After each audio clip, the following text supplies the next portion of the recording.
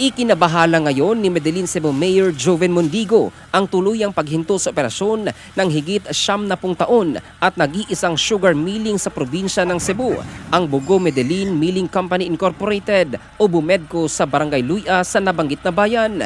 Kasunod ito sa isang buwan na paghinto sa operasyon ng nasabing milling company na 74 na taon nang nag-ooperate at nagbibigay ng trabaho at kabuhayan sa daan-daang empleyado. Batid ni Mondigo ang malaking epekto nito sa kanilang bayan maging sa lalawigan ng Cebu at dagok din ito sa mga trabahante na mawawalan ng trabaho. Nahihirapan na umano ang sugar industry dahil sa taas ng presyo ng abono kung saan mula sa 700 piso aabot na ito ngayon sa 3,000 pesos kaya't napilitan ang mga planters na huminto na rin sa pagtanim.